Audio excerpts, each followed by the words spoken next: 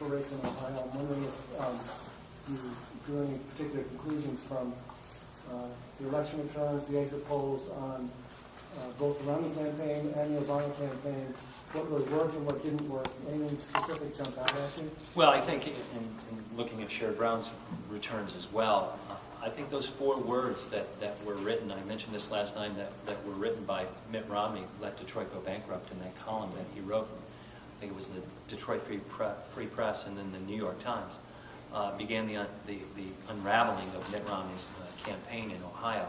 The auto rescue is incredibly popular, not among just Democrats, but independents and Republicans as well. And if you were to look at northern Ohio, north of the Turnpike, north of Route 30, U.S. Route 30, you will see there's an entire stretch of counties where Barack Obama was successful and where Sherrod Brown was successful. Counties like Ottawa County, my home county, Erie County, Lorain County, Sandusky County, Wood County, Lucas County, where the American automobile industry is incredibly important, not to say that it's not for us state, but in those communities where tens of thousands of Ohioans are employed, it has to be worrisome to Rob Portman and to John Kasich as they reflect on what occurred yesterday.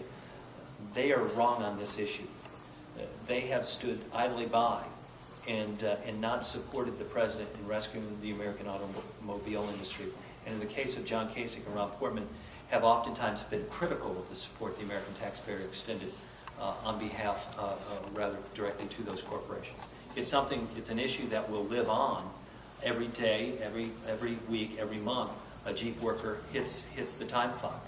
A GM worker hits the time clock because they know who stood with them, and they also know who stood against them. If you were to look at where we have strength outside of traditional Democratic counties, it's because of the American automobile industry.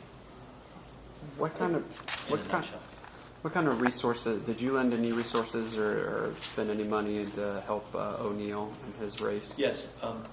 For some outside the State House Press Corps, it's a common occurrence for state parties to spend additional resources to create sample ballots or slate cards. In the case of the Ohio Democratic Party, more than 2 million slate cards were printed and distributed with Bill O'Neill's name on it, paid for entirely by the Ohio Democratic Party or through other county parties that we participate with. Additionally, we offered and extended direct resources into Bill's campaign and to stay true to his pledge of not accepting any outside dollars.